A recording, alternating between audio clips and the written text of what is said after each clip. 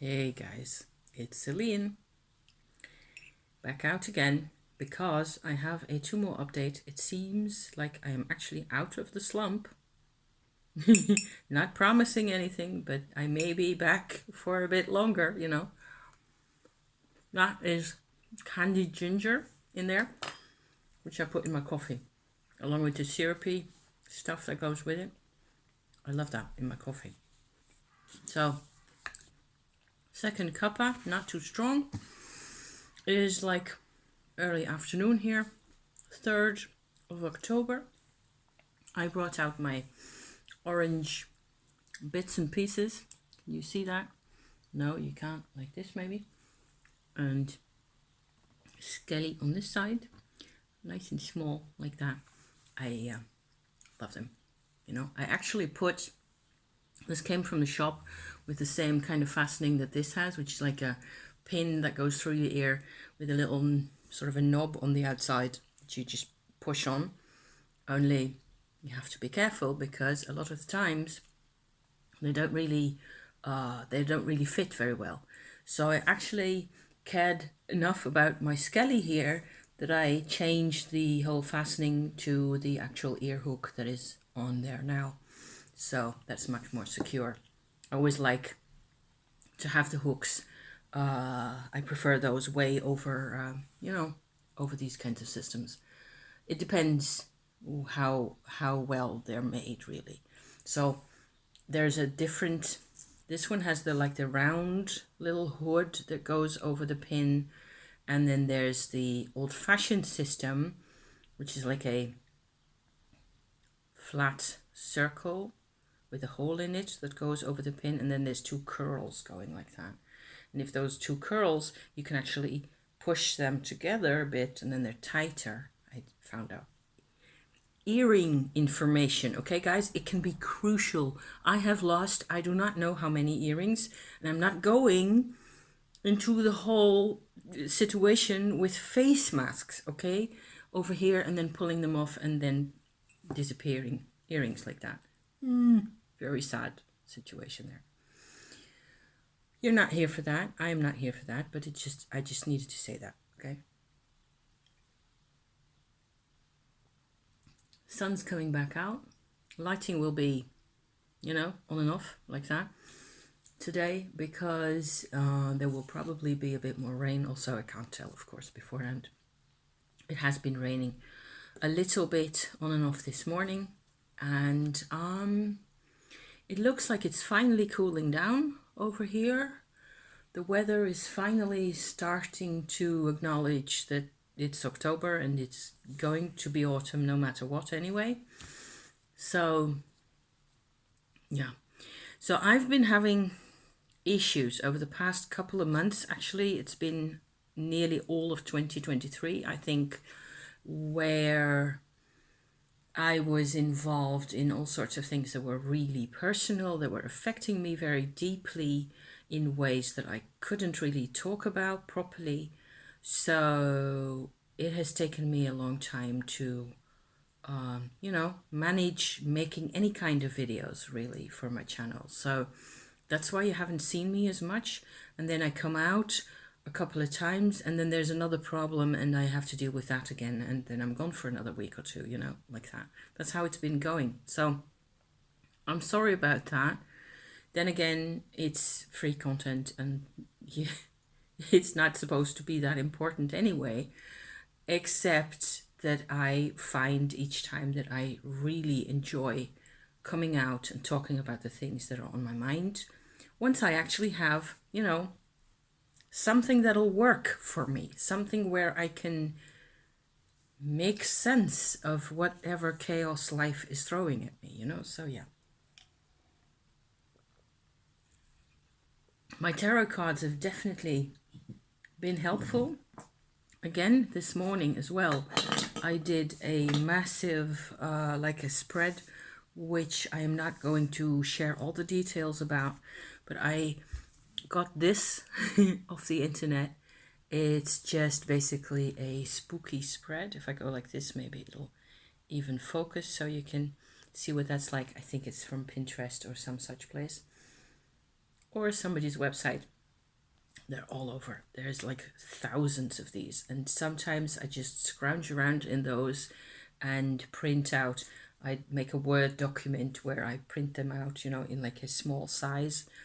And this isn't even laminated properly. It's just plastic foil, you know, that has glue on one side.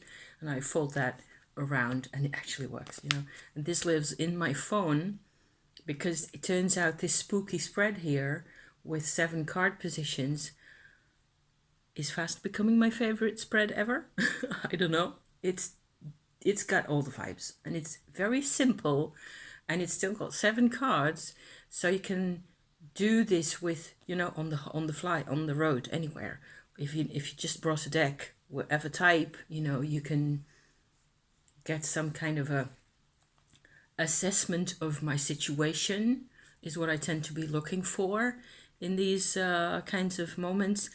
And so it doesn't really go into a lot of causes or origin parts of things or actual advice or any of that. It's just very basic. So I did this spread this morning using my, that's this side of it, my Ghost Tarot, which is a Los Scarabeo deck. It comes like this, your really basic kind of a tarot deck for 20 euros, which I mean, it has a couple of really beautiful cards. Some of them are, some of the effect work, like for example here, this is actually not a 7 but a 6 of Wands. The 7 is more full of turmoil than this one. I personally like how that figure is lit from beneath, from the earth, like that. That kind of applied to my situation as well.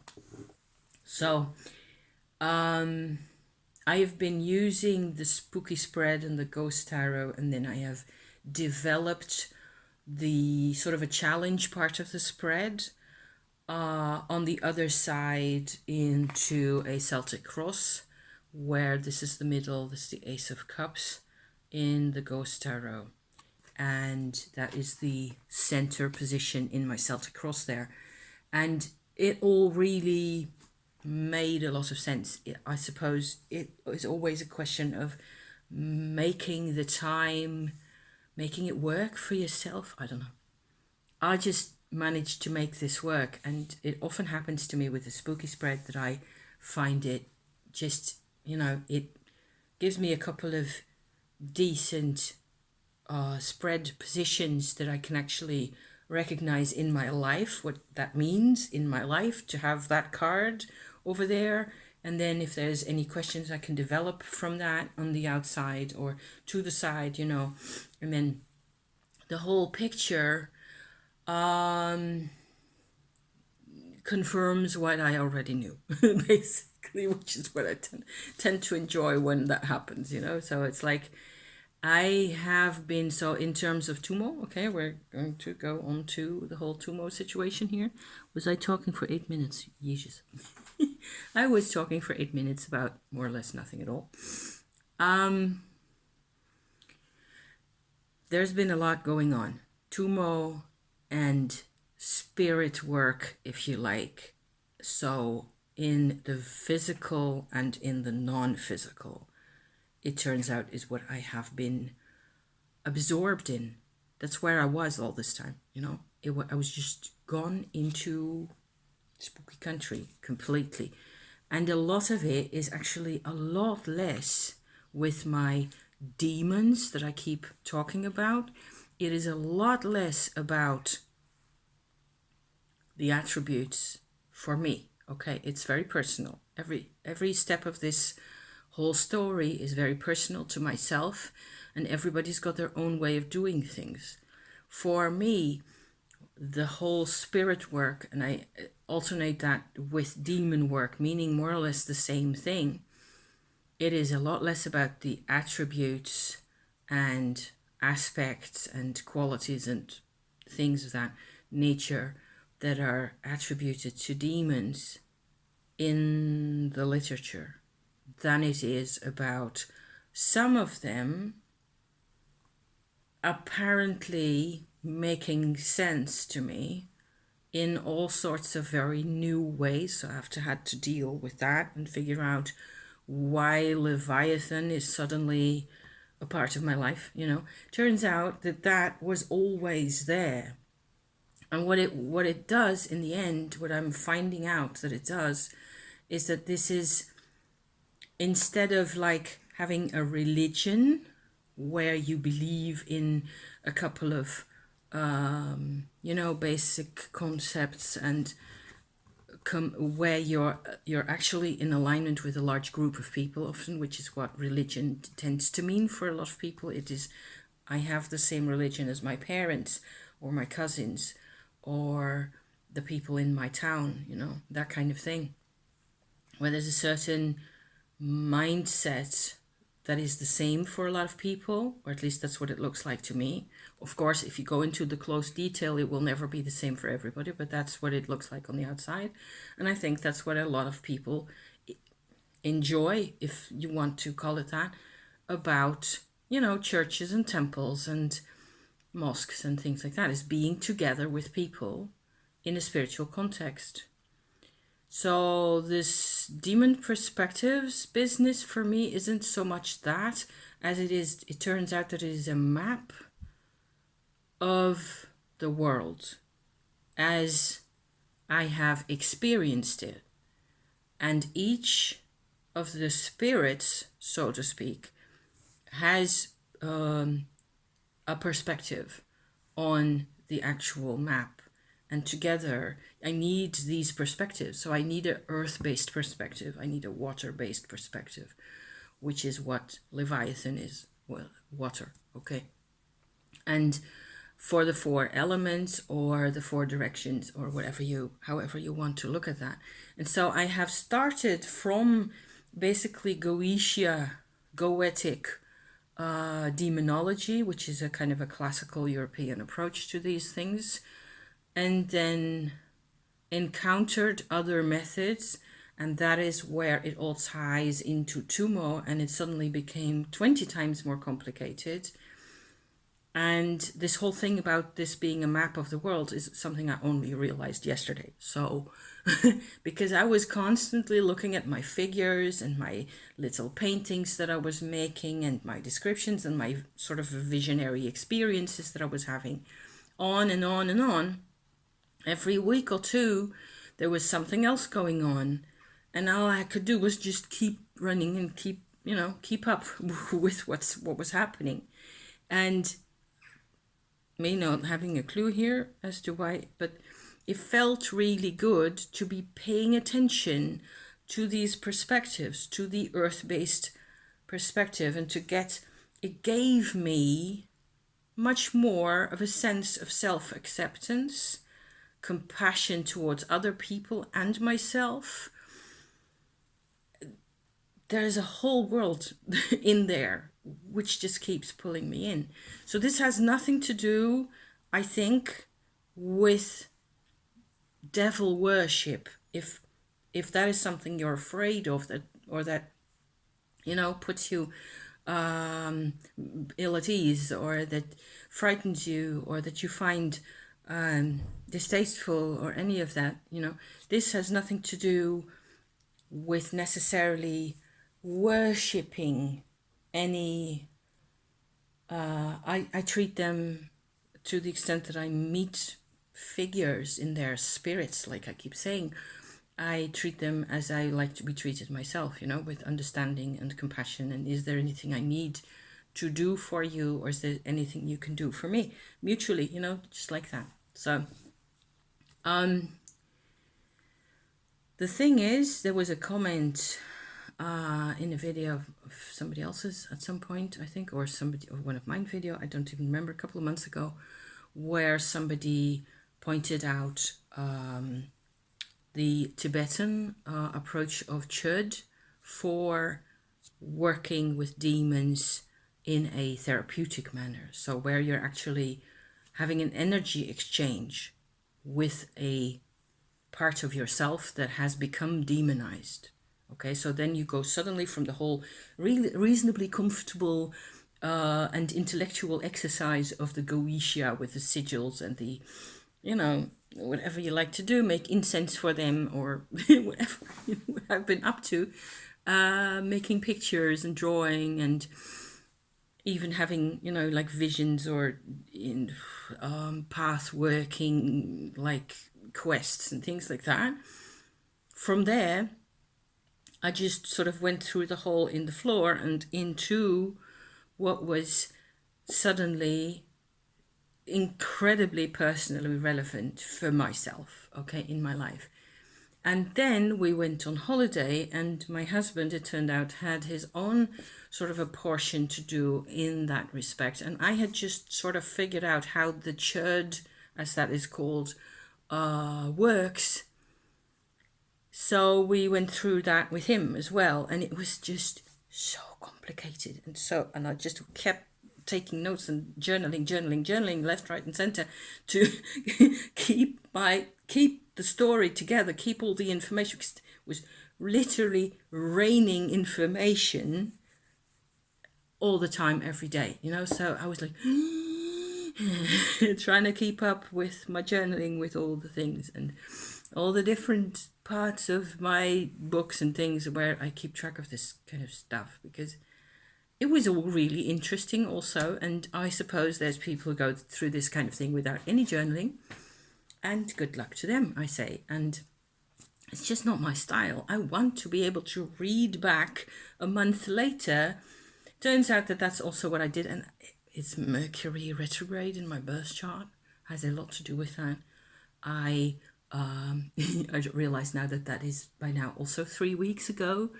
I went through all my notes, okay, because I wanted to do like a recapitulation of those 3 or 4 months or whatever, how much it's been, for my large Tumo journal, because it has everything to do with everything, you know. And Chöd becomes 100 times more effective if you've practiced Tumo. And it's utterly mind-blowing. And there are doing Chöd in the context of an active Tumo practice. It blows, it just, you know, it just goes boom like that. And there's, it turns out, what with rereading everything and just putting all my little sort of summarized notes and dates and things onto separate pieces of paper again, in order to put that into my Tumo journal, which I still haven't done because I got into other things again. It'll keep, the notes are still there, okay? It turns out that then I could sort of very much more easily distinguish short-term experience results or effects of the Chöd, which is like the biggest upheaval in this kind of thing. You can't see Chöd. You can't measure it. You can't stick a voltmeter into it and see whether it's changing. None of that, you know. You have to experience it, and that is why I journal like crazy, okay, at the moment. So there's the short term, the longer, mid-length, medium-length term, and the long term. I'm pointing like this again, which is, you know, effects of things. And so actual effects that happen to you that you notice only in the living a month or 2 or 3 or however many it is in each person's case, you know. It'll be very, again, very personal. There's nobody on the internet I have found so far who will tell you how Tumo we know that it's very, very little. There's no Tumo process descriptions anywhere really to be found. They must exist, you know, in the context of Tibetan monasteries. There's probably people describing things like that, but I'm not even sure about that much, because people don't talk about things in the same way as we do. So I'm not sure. But certainly as to Chöd, seeing as Chöd as a as a therapeutic approach, as a self-care kind of an approach in life, is actually rather, well, popular is a big word, but it's rather relatively well known, and some people are huge fans. But of course, not everybody will be willing, or I don't know, able to put into a video or to describe in a blog or whatever. I haven't been able to find any intel anyway so far. What it, how it feels and what it does, and whether you can, how long term is it, how reliable is it, and what it's felt like, that those kinds of things. So I am also probably not going to go into a ton of detail with this. I have already also done some describing of the actual state of affairs at the time. I did a sort of a vlog, sort of a progress report with the Chöd at the time, like a week or so after doing the Chöd. I did that online, and I will put the link in the description to this video, so you can get back to that if you want to see it. I am just also here today. I would just like to go, just to generally describe what's been going on, and how the things are all connected, really. And with the Chöd for my husband, it turned out also that it was quite difficult for him to, which is like the first step of making it into a Chöd exercise, is that you must become aware, you must figure out what it is that is, so to speak, haunting you. And this is a therapeutic process that we're talking about here. So you are working by yourself, all alone, basically, on a problem situation. Okay, that's a given. You have been given this life, and it turns out that it has this thing in it, which is a problem. I'm looking at my cards here, whether there's anything you could specifically, let's just take this one just as a placeholder. Really, it's a justice card from the Ghost Tarot. Let's just say that there is this issue in you where you keep, and I know a lot of people feel like this, like there's so much injustice in the world, and like this is something that has just become completely overwhelming in all sorts of emotional fields, in all sorts of perspectives for you. If that is the case, you can very easily see people react in a manner that's really exaggerated, which is why it becomes so-called demonic.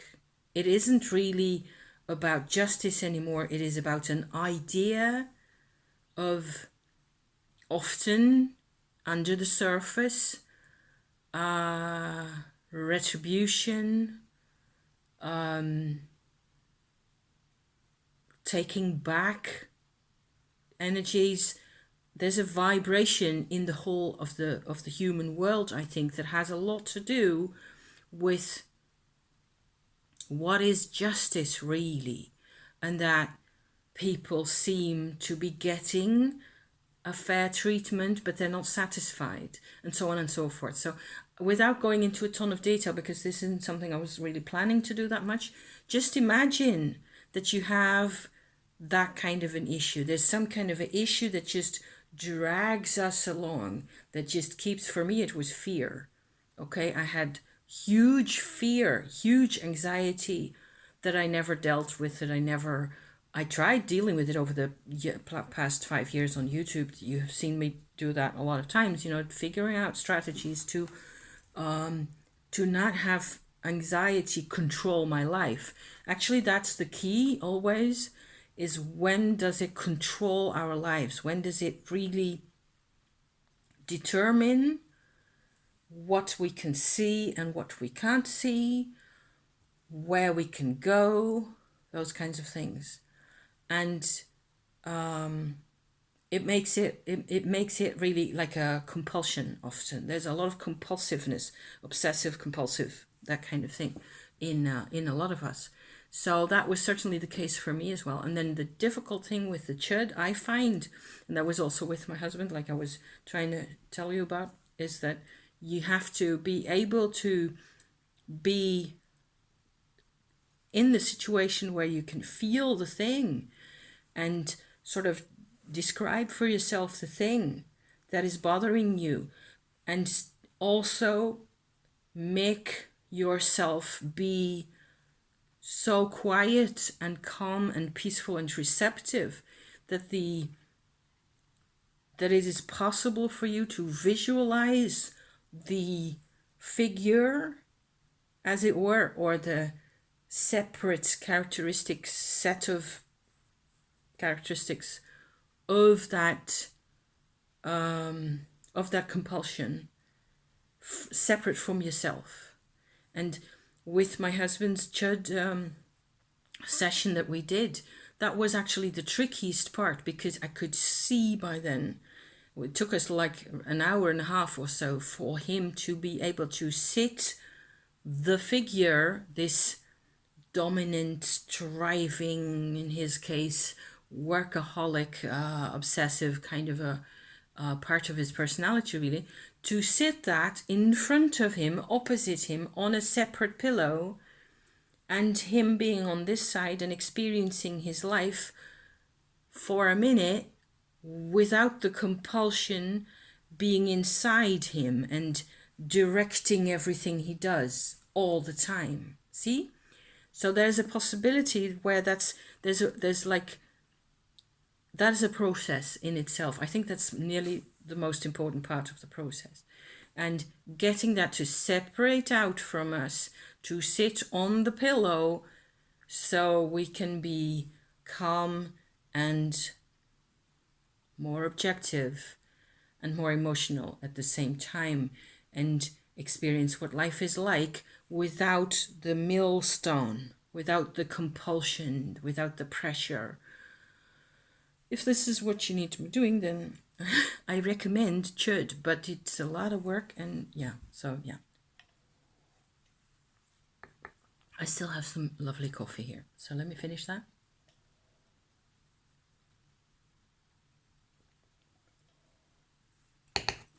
Without any coughing, without exploding into your camera here, into my camera, please, into your screen. So once you did that, there's a whole sort of a dialogue that comes next with the spirit in question, where you figure out what it is that they originally wanted, or what it is that their real nature wants, because it became the compulsion in conjunction and in collaboration with us in our lives over the decades, really. It isn't necessarily that way by itself. And so that is what you're going to then discover and develop. And then there's an energy transfer kind of a method, which I go into a bit in the other video that where I described it for myself. The best source for that is the Lama Children video, which I will also link down in the description, because it's just massively beautiful, and she's the total expert in this. So, and it works. Why I am here and also trying to keep, this kind of a stuff going on my channel here, is that I want to talk at this particular point about the shorter and longer term effects of this whole approach here. Okay.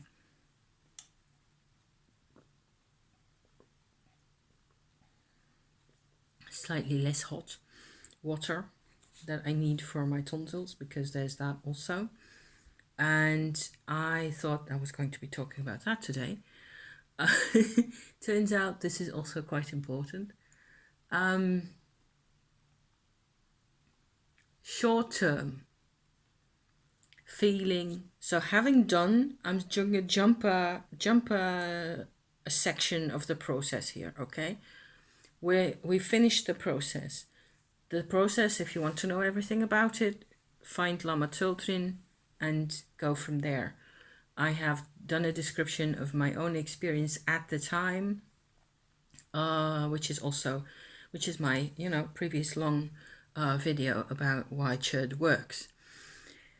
However, in the short-term effect, there's a definite sense that my husband also had for himself of this like a immense sense of having much more space inside you. It is like literal physical space, like having moved to an empty room. And it is like a classroom or something. It's large. It's a larger space that you have. I'm making all these gestures that you can't see.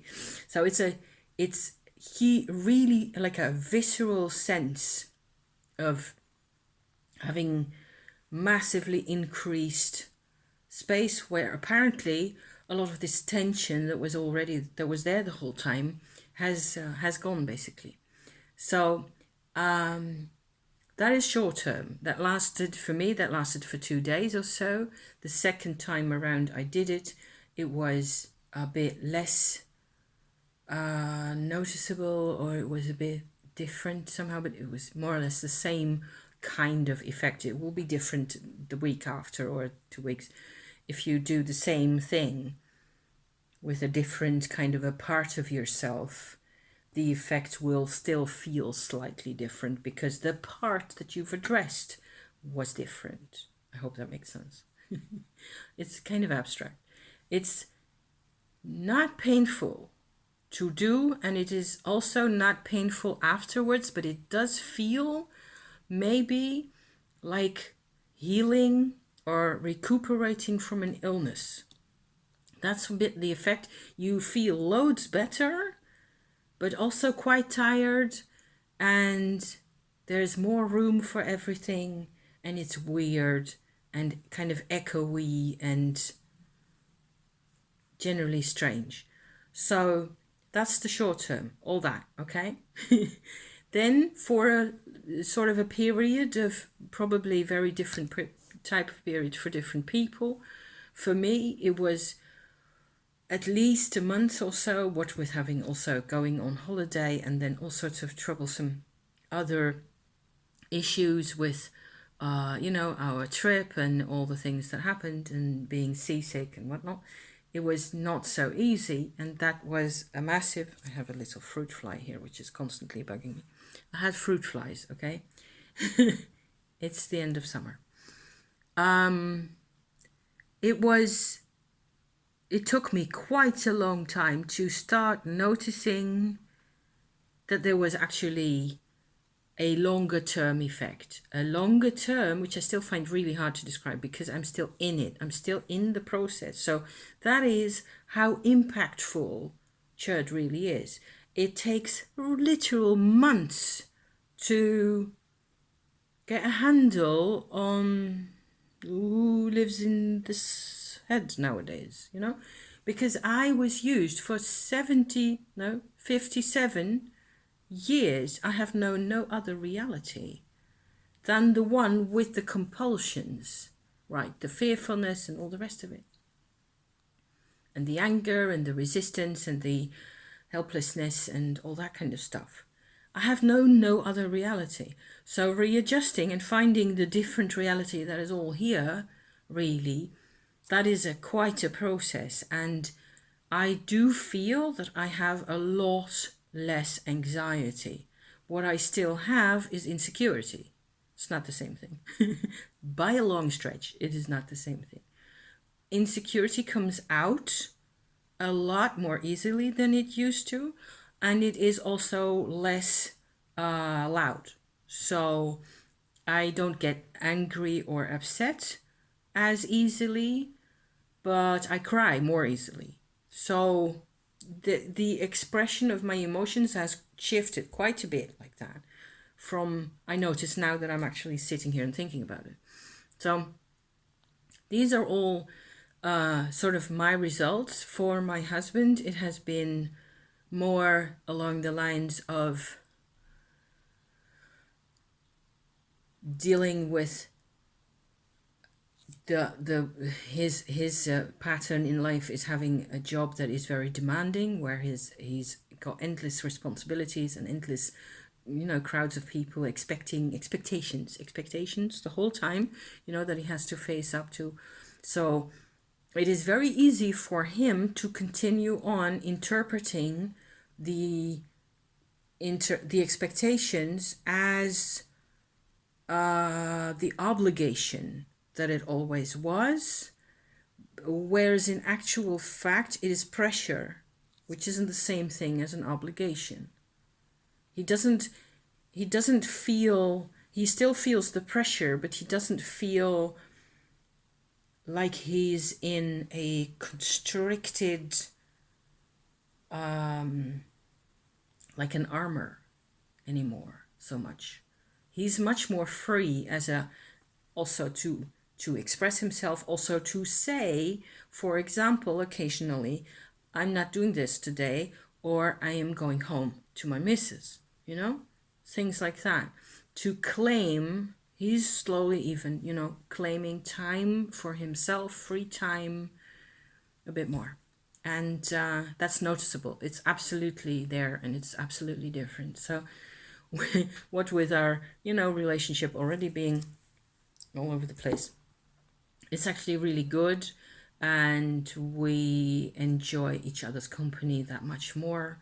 And it is sometimes really hard when you're over 50 to learn again, it's like learning a different language, to reinterpret life without obligations and compulsions is kind of like, how is this even possible? I wish I'd known all this when I was 30, I wish I had, but there was no such thing for me.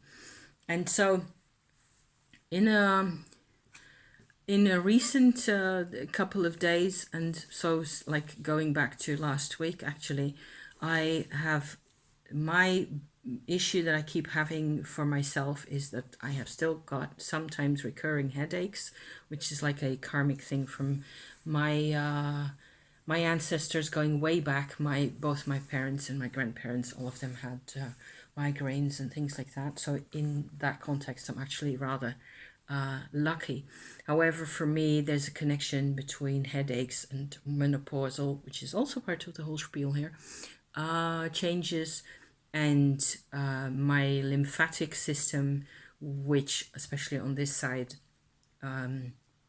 has, it creates like a lot of throat aches and tonsil pressure and things like that, and this discharge in there, and it's quite painful often, and it goes together with the headaches, and it's just like this whole side of me has this painful kind of there's a problem there, okay? And whenever there's a hormonal change, because I'm in the menopause, I don't get periods as often or as predictably. That is the other part of this whole story here today, is I then don't know what to do with myself anymore. I can have painkillers and it helps a bit, but not really, it doesn't solve the problem. So right now, what I want to address basically with the Tumo is that the Tumo practice that I have been doing has been much the same as I've already described dozens of times on my channel. So for that, I refer you back to a lot of my Tumo updates that I've done, or Tumo progress reports or whatever. There's also a couple of videos on my channel where I actually describe the Kundalini yoga-ish type practice that I call Tumo, okay? I realize now that as I'm doing this, that I haven't recently done any actual descriptions of, what the process is like, what it feels like, and so on, because I have done those a number of times already. So I refer you back to those for now. It turns out, in a nutshell, that there's a possible way of creating a tumor field that is regenerative, okay, for even for my aura. And I realize now that as I sit here and talk about this, that this is actually material for a different separate video, because I need to be doing this like next week or something, because it will take way too much time. We're already at 40 minutes here. What with all the witchy check-in business and general, catch-up business and cards and things, I don't think I'm going to have the oomph to really go into all the details of how that is supposed to happen. But what is happening is that there is I have this recurring physical problem, and it has to do with hormones, and it has to do with my emotions and the way I feel, how much emotion I am so-called allowed to have, because that's how I was programmed.